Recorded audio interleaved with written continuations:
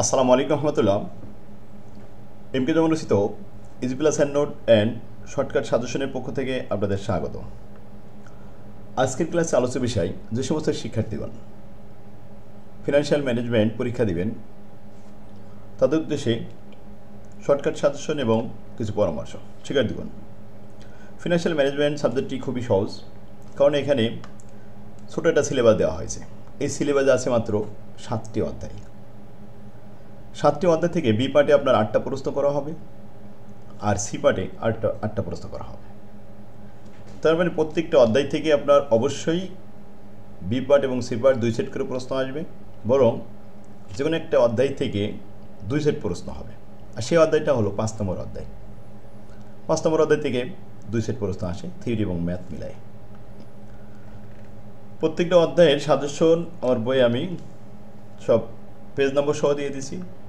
দেখুন, 1 নম্বর অধ্যায় প্রথমে আমাদের এই বইটা ফলো করেন। এই বইটা যদি আপনাদের কাছে না থাকে তাহলে আমাদের সাথে যোগাযোগ করুন।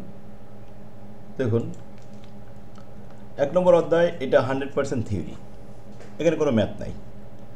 থিওরিটিক্যাল বিষয়গুলো এই অধ্যায়টা ভালো করে পড়লে বি পার্ট এবং সি পার্ট 2 সেট প্রশ্ন, থিওরি প্রশ্ন এখান থেকে কমন পাবেন। 3 প্রশ্ন কমন এখানে দিয়েছে, এগুলো যে ফিনান্সিয়াল গোল, ম্যাক্সিমাইজ শেয়ার হোল্ডার ওয়েলথ, এগুলো দেখাচ্ছে যে আমাদের ইম্পর্টেন্ট প্রশ্ন, এই আসে প্রতি বছরই। 2 নম্বর অধ্যায় থেকে অঙ্ক শুরু। 2 নম্বর অধ্যায়ে 5টা নিয়মের অঙ্ক আছে, 5টা ফরম্যাটে ভাগ করে দিয়েছি। প্রথমে নর্মাল ক্যাপিটাল বাজেটিং দিয়েছি, দ্বিতীয় certain equivalent, risk adjusted discount, certain equivalent versus of risk adjusted discount rate আরএডিআর।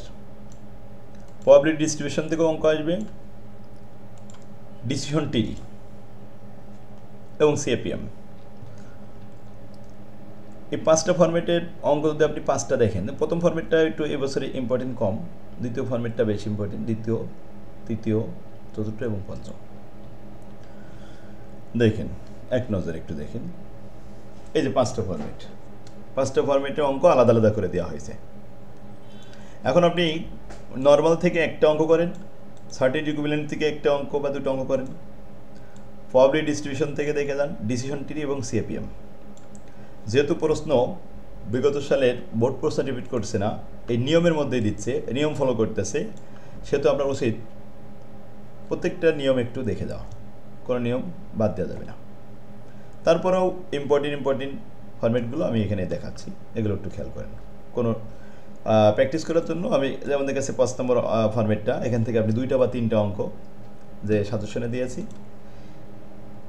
আপনার 2 নম্বর অধ্যায়, এই অঙ্কগুলো প্র্যাকটিস করবেন। পেজ নম্বর সহ দেওয়া আছে, বইয়ের প্রথমে শুরুতেই সাজেশনটা দেওয়া আছে।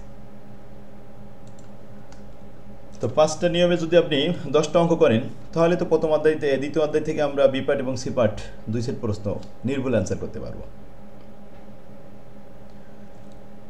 ফরম্যাট অনুযায়ী অঙ্ক করলে অঙ্ক ইজি হয়ে যায়, আর পরীক্ষার প্রশ্নপত্রে অঙ্কগুলো চেনা যায়। তা নির্ভুল অ্যান্সার করার জন্য এই বইয়ের কোনো বিকল্প নেই। যাদের কাছে নেই তারা এখনও যোগাযোগ করুন। প্রতিদিন আপনি একটা করে অধ্যায় শেষ করতে পারবেন, 2টো করে অধ্যায় শেষ করতে পারবেন। যারা বই কিনবে তাদেরকে সমস্ত ভিডিও লিঙ্কগুলো শেয়ার করা হবে। দেখুন, এরপরে ক্যাপিটাল স্ট্রাকচার 3 নম্বর অধ্যায়, এখানে 6টা ফরম্যাট দেওয়া হয়েছে। সিলেবাসে আমাদের 6টা ফরম্যাট টাচ করতে বলা হয়েছে। 6টা ফরম্যাট তো আপনার সবগুলো করা লাগবে না, এখানে আমরা বাছাই করে দিচ্ছি ইম্পর্টেন্ট অঙ্কগুলো। দেখুন, যেমন ক্যাপিটাল স্ট্রাকচার, এই ফরম্যাট থেকে ইম্পর্টেন্ট এটা 2টা বা 3টা অঙ্ক করবেন, সাজেশনে দেওয়া আছে এখানে। এই যে সাজেশন 3 নম্বর অধ্যায়, অঙ্কগুলো দিয়েছি। 1 নম্বর ফরম্যাট থেকে মাত্র 3টা অঙ্ক দিয়েছি, প্রবলেম 2, 10, 17। 2 নম্বর ফরম্যাট থেকে প্রবলেম দিয়েছি মাত্র 2টা, 7 এবং 13। 3 নম্বর ফরম্যাট থেকে মাত্র 1টা অঙ্ক দিয়েছি, এটা ইম্পর্টেন্ট একটু কম, লেস ইম্পর্টেন্ট, তাই 9 নম্বর প্রবলেমটা দিয়েছি, এটা 136 নম্বর পেজে পাবেন। 4 নম্বর ফরম্যাট থেকে মাত্র 2টা অঙ্ক করবেন, 3 এবং 13। 5 নম্বর ফরম্যাট থেকে 3টা অঙ্ক করবেন, 8, 14, 18। আর 6 নম্বর ফরম্যাট থেকে মাত্র 1টা অঙ্ক করলেই হবে, বাকিগুলো পারবেন, কারণ একটা অঙ্ক করলে সবগুলো অঙ্ক তো একই রকমের। অঙ্ক যদি একটাও কমন না আসে তাও প্রত্যেকটা অঙ্ক আপনি নির্ভুল অ্যান্সার করতে পারবেন। এইটাই আপনার কমন জিনিস। কারণ 2-5টা বোর্ড প্রস্ত মুখস্থ করে যাওয়া, গাইড থেকে শিট থেকে এই সমস্ত বাদ দিতে হবে এবং নিয়ম অনুযায়ী অঙ্ক করতে হবে, তাহলে আপনি একটা ভালো রেজাল্ট করতে পারবেন। এরপরে আসেন 4 নম্বর অধ্যায়। 4 নম্বর অধ্যায়, এখানে 6টা ফরম্যাট আছে। এই 6টা ফরম্যাটে সবগুলো করা লাগবে না, আমি এখানে দেখাই দিচ্ছি। দেখেন, সবাই বইটা বের করেন, আর যাদের কাছে বই নেই তারা আমাদের সাথে যোগাযোগ করুন। স্ক্রিনে যে নাম্বারটি দেখতে পাচ্ছেন, এই নাম্বারে হোয়াটসঅ্যাপ চালু আছে, মেসেজ করতে পারেন, সরাসরি ফোন দিতে পারেন, নাম ঠিকানা দিলে কুরিয়ারে পৌঁছে দেওয়া হবে। আর প্রতিদিন ক্লাস নেওয়া হচ্ছে, সপ্তাহে 7 দিন। প্রতিদিন মনে করেন আপনার একটা করে অধ্যায় যদি শেষ করা হয়, যে টাইম আছে এই টাইমের মধ্যে আপনি ভালো রেজাল্ট করতে পারবেন। আর যার যার সমস্যা আমার সাথে শেয়ার করবেন, যার খুবই ইমার্জেন্সি, মোটে কিছু শিখতে পারেননি, তাদেরও ব্যবস্থা করা হবে।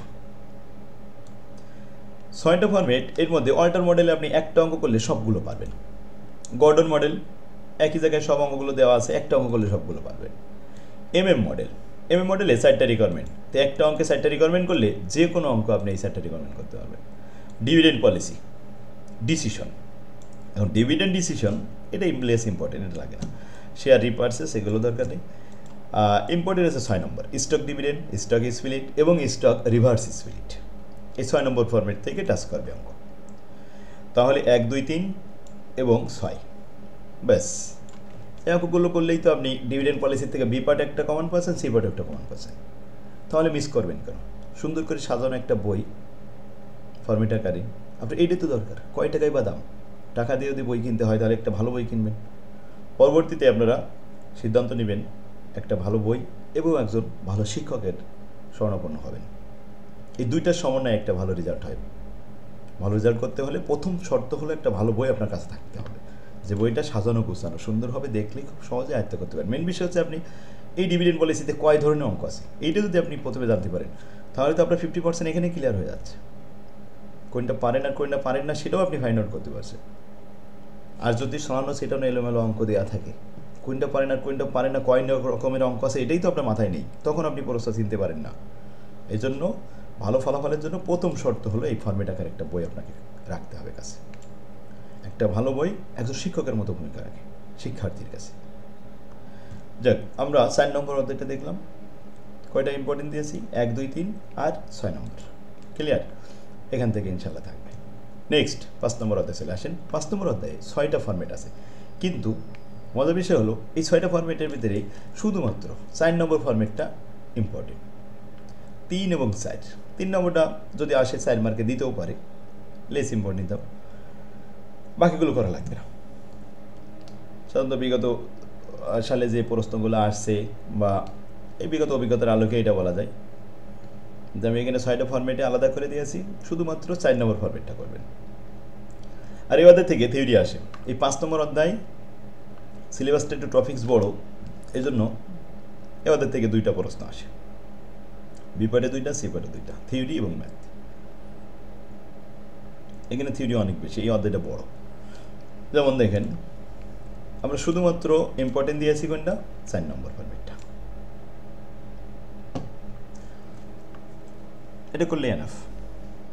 এরপরে 6 নম্বর অধ্যায় আসে। 6 নম্বর অধ্যায়ে 6টা ফরম্যাট আছে, 5টা ফরম্যাট আছে লিস্ট ফাইন্যান্সিংয়ে। এই লিস্ট ফাইন্যান্সিংয়ের যে 5টা ফরম্যাট, এর মধ্যে 10 মার্কের জন্য সি পার্টে আসবে 5 নম্বর ফরম্যাটটা, ডিসিশন মেকিংটা। আর 4 মার্কের জন্য 1, 2, 3 এগুলো করলে এনাফ, এর মধ্যে আসবে। এটা দেখে আসেন, বইটা বের করেন সবাই। দেখুন, এই ফাইন্যান্সিয়াল ম্যানেজমেন্টে আপনার 1 সপ্তাহ যদি একটু কষ্ট করেন তাহলে আপনার এ প্লাস রাখা সম্ভব। এটা কোনো হতাশা হওয়ার দরকার নেই, কারণ বই সাজানো না থাকলে সেটা মাথার ভিতরে একটা পেইন আসবে যে একটা বই গুছানো নেই, সাজানো নেই, কিছু বুঝতেছেন না। আপনি এখনই যোগাযোগ করুন, ওই বই রাখেন, আপনি আমার বইটা সংগ্রহ করুন আর আমার সাথে যোগাযোগ করুন, আমি হেল্প করব। যেমন দেখেন 1 নম্বর ফরম্যাট ইনস্টলমেন্ট, শুধু কিস্তির মাল বের করবেন।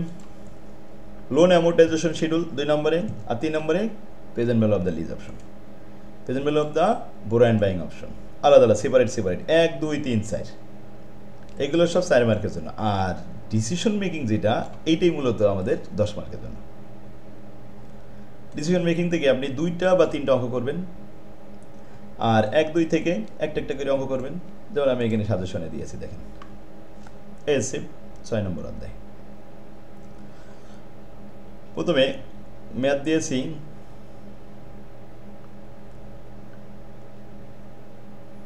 1 নম্বর ফরম্যাট থেকে 7 নম্বর প্রবলেম আর 10 নম্বর প্রবলেম, দুটো ছোটো ছোটো অঙ্ক, তো দুটো প্র্যাকটিস করবেন। আর 2 নম্বর ফরম্যাট থেকে একটা অঙ্ক দিয়েছি। 5 নম্বর থেকে দিয়েছি আমি এই 4টা অঙ্ক, এই 4টা অঙ্ক করলেই না, তাও 4টে দেখা আছে করা লাগে না। এই ক্লিয়ার? তাহলে 5 নম্বরটা হলো ডিসিশন মেকিং। তবে এই ডিসিশন মেকিং করতে গেলে তো আপনার এই 1 নম্বর 2 নম্বর করা লাগবে। তো 5 নম্বর অধ্যায়ের সাজেশন দেখলেন, এবার আসেন 6 নম্বর অধ্যায়ের সাজেশন দেখলেন, এবার আসেন 7 নম্বরে।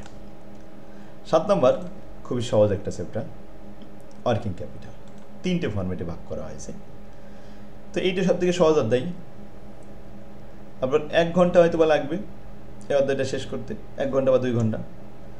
বইটা নেবেন, আমি কিছু ক্লাস দিব। আর যদি আপনি লাইভ ক্লাস করেন, প্রতিদিন সকালে আমরা এটা লাইভ ক্লাস করাচ্ছি এবং সকাল পরীক্ষার আগ পর্যন্ত কন্টিনিউ চলবে। খরচও কম আছে। আপনি এখনই যোগাযোগ করেন। অন্য কোনো বই কিনেছেন থাক, সমস্যা নেই, যে বই কিনেন। পাশাপাশি আমি আপনাকে যদি ভর্তি হন তাহলে বই গিফট করব। সেই ভালো তার, সব ভালো তার। এই লাস্টে এসে আপনি একটা ভালো রেজাল্ট করতে পারবেন, কোনো টেনশন নেই। টেনশন ফ্রি থাকেন, ইনশাল্লাহ ভালো করবেন। আমি অনুরোধ করবো আপনারা আমার বইটা সংগ্রহ করুন। এখনও যে টাইম আছে এই টাইমে সংগ্রহ করুন। এখন যদি আপনি ভিডিওটা পান, এখনই আমার সাথে আমাকে ফোন দিয়ে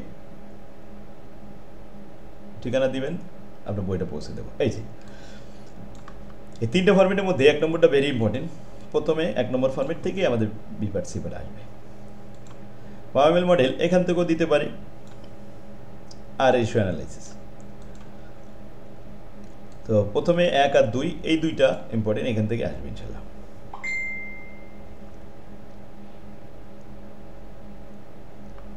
তাহলে এই ছিল আমাদের ফিনান্সিয়াল ম্যানেজমেন্টের ছোট একটা সিলেবাসের শর্টকাট সাজেশন। আমার তৌফিক ইল্লা বিল্লাহ। আসসালামু আলাইকুম রহমতুল্লাহ।